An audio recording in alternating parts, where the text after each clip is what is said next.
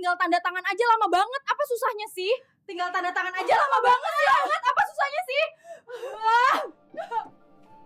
Pagi itu, Kasmuti duduk di teras rumah tua peninggalan suaminya. Usianya sudah hampir 70 tahun. Wajahnya keriput, rambutnya sudah memutih, dan jalannya pun mulai tertatih. Tapi hatinya tetap hangat, terutama kalau sedang mengingat kedua anak perempuannya, Feni dan Intan. Namun akhir-akhir ini, Kasmuti sering termenung. Sudah beberapa kali Feni dan Intan datang ke rumah, bukan untuk menjenguk, tapi untuk membicarakan soal warisan. Bu, rumah ini kan udah tua banget, mending dijual aja, uangnya kita bagi 3, ucap Feni saat itu. Nada suaranya terdengar memaksa. Iya bu, lagian ibu juga udah tua, mau tinggal di rumah segede ini, buat apa? Timpal Intan dengan nada sinis. Kasmuti hanya bisa menarik napas panjang. Rumah itu penuh kenangan. Disinilah ia membesarkan Feni dan Intan sendirian setelah suaminya meninggal. Tiap sudut rumah menyimpan cerita. Dari tawa mereka waktu kecil, sampai air mata saat susah.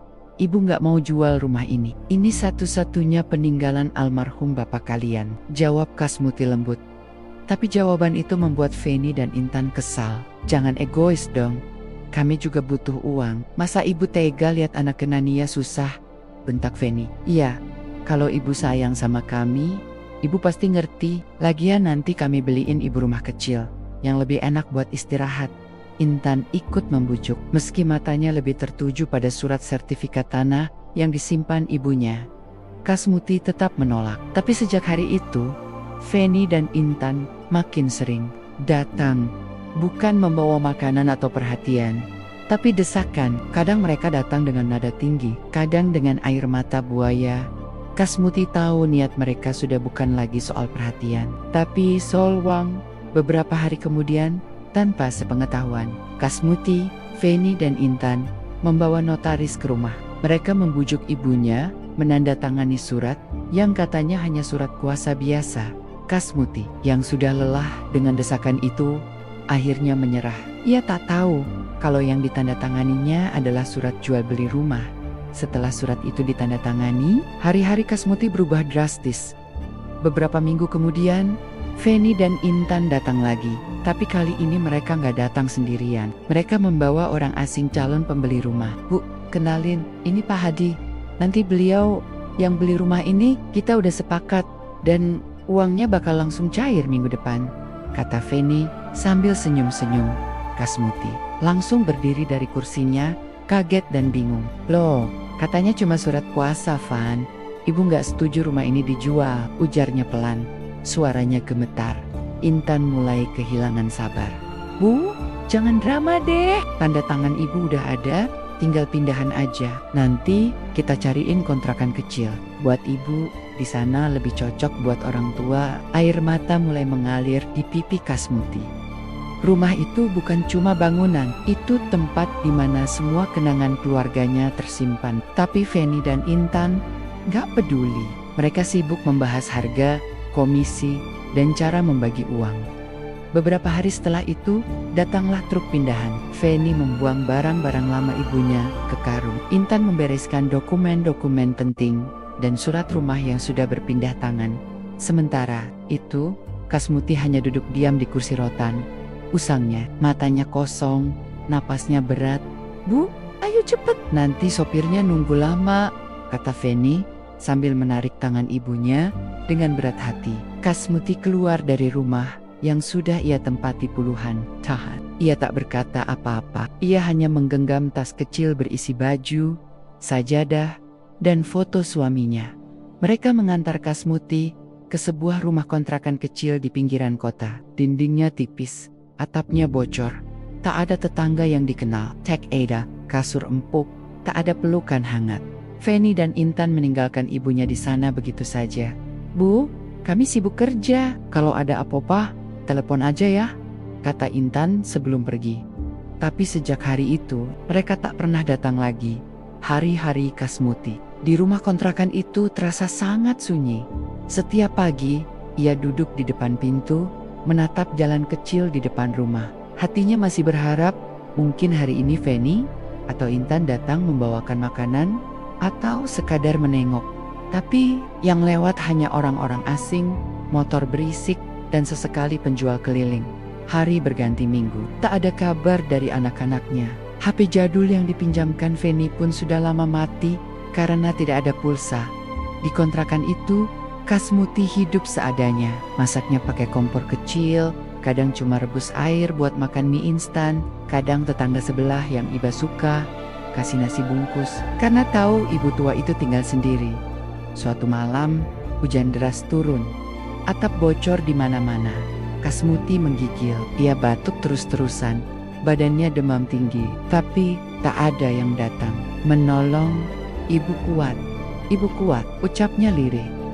Sambil memeluk sajadah yang biasa ia pakai salat. Tubuhnya makin lemah dari hari ke hari. Jalan pun susah, berdiri lama saja rasanya pusing. Tapi Feni dan Intan tidak pernah muncul. Sampai akhirnya tetangga kontrakan curiga. Sudah 2 hari mereka tak melihat Kasmuti keluar. Pintu tertutup terus. Mereka mencoba mengetuk. Bu Kasmuti? Tak ada jawaban. Setelah beberapa panggilan tak digubris, tetangga pun memanggil pemilik kontrakan. Saat pintu dibuka, bau tak sedap langsung menyambut.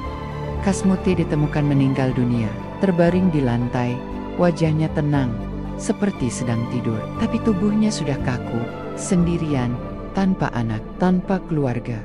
Setelah Kasmuti dimakamkan oleh tetongga yang peduli, kabar kematiannya baru sampai ke Feni dan Intan lewat telepon dari pemilik kontrakan.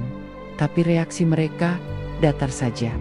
Ya udahlah, paling juga emang udah waktunya, kata Intan sambil ngopi di kafe. Iya, yang penting sekarang udah gak ada yang ngerecokin kita lagi, sahut Feni sambil buka catatan keuangan. Ya, sekarang mereka punya uang hasil penjualan rumah, totalnya lumayan. Hampir 1,5 miliar. Mereka bagi 2. Feni langsung beli mobil bekas, ganti semua baju branded, nongkrong tiap hari. Intan juga tak mau kalah liburan ke Bali, belanja skincare mahal, makan di restoran mewah. Awalnya hidup mereka terasa menyenangkan. Tapi semua itu tak bertahan lama. Beberapa minggu setelah itu, Feni mulai sering mimpi aneh. Ia bermimpi, ibunya berdiri di depan rumah lama mereka. Diam saja, matanya memerah, menatap tajam. Setiap bangun tidur, Feni selalu berkeringat dingin. Ia makin sering merasa ada yang mengawasinya. Bahkan saat bercermin, sesekali ia merasa bayangan di belakangnya bukan miliknya sendiri.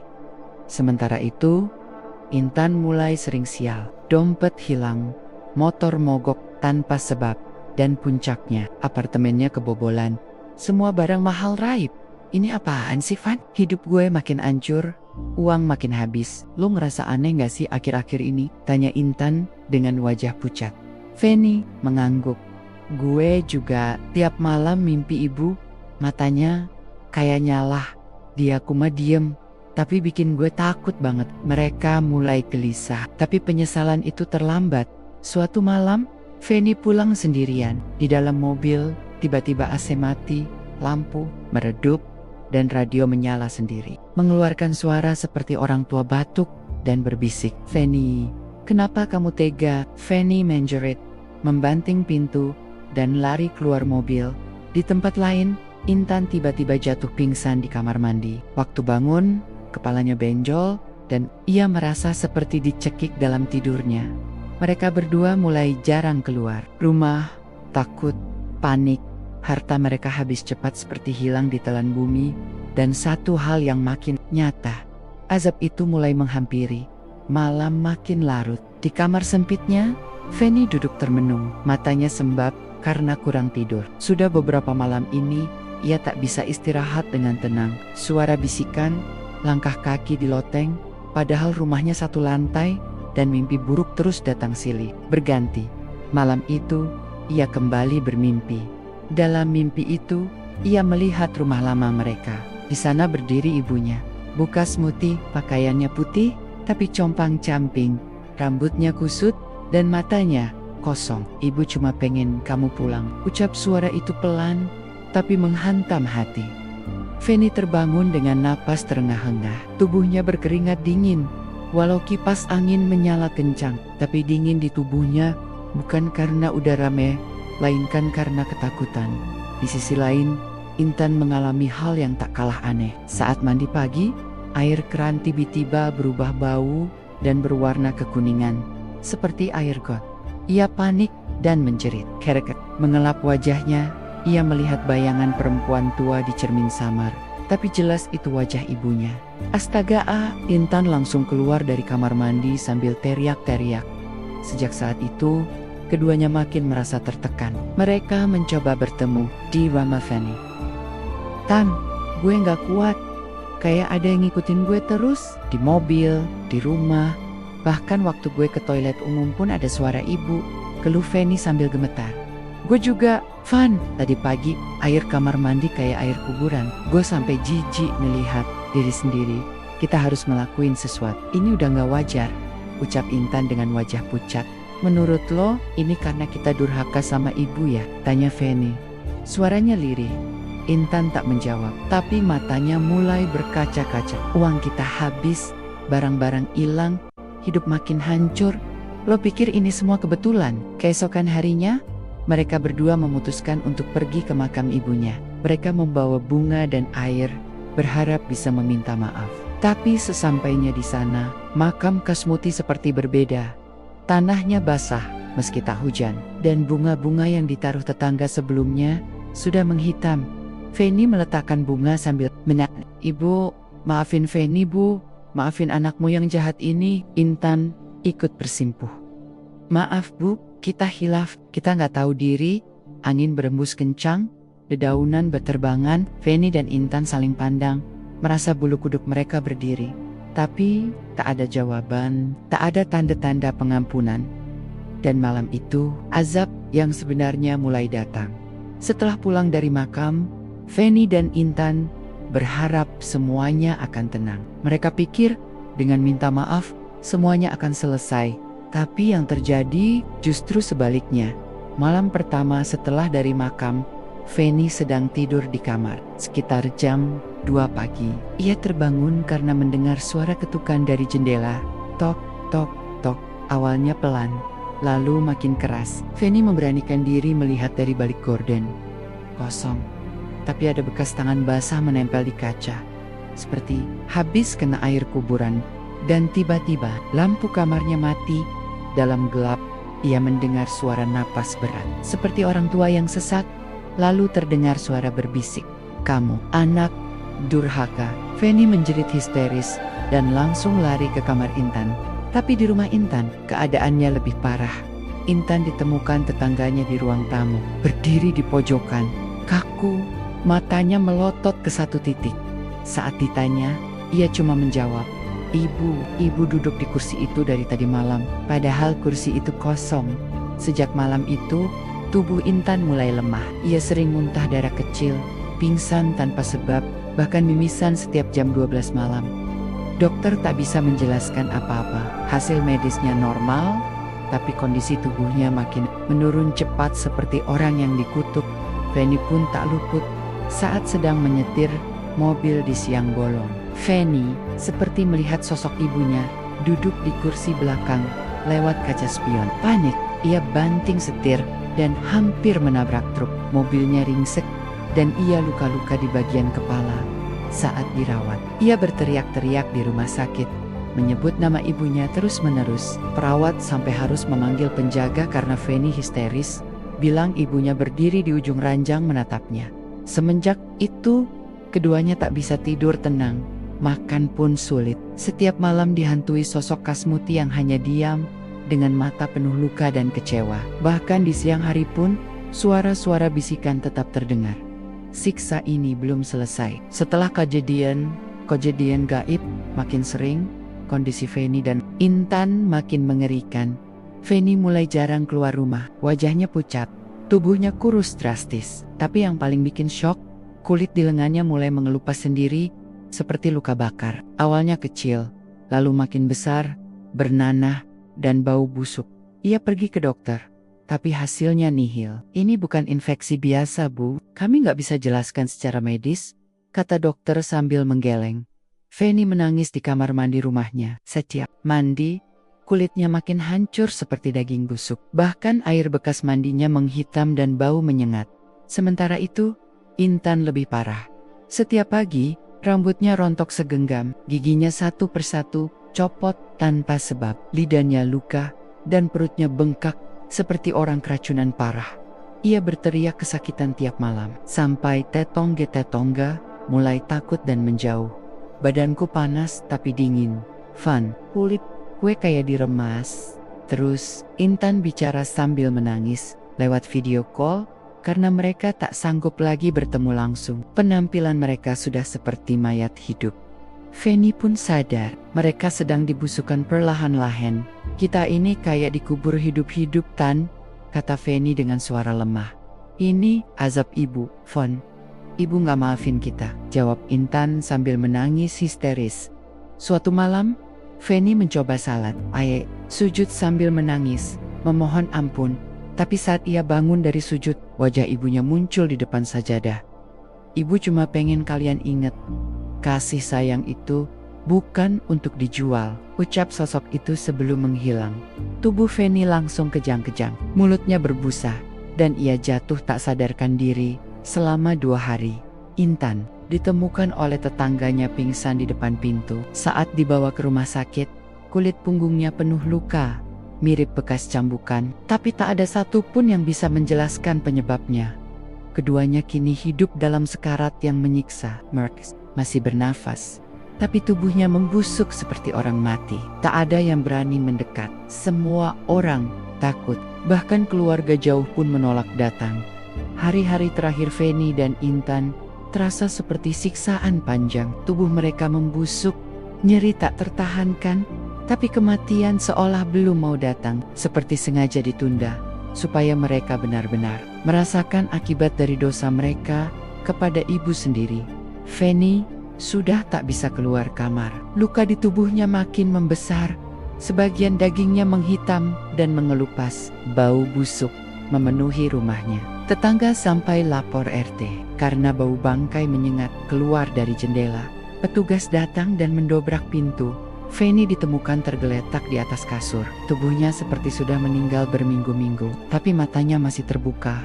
Dan ketika hendak disentuh, ia menjerit keras, "Aku belum mati, tapi tolong matikan aku."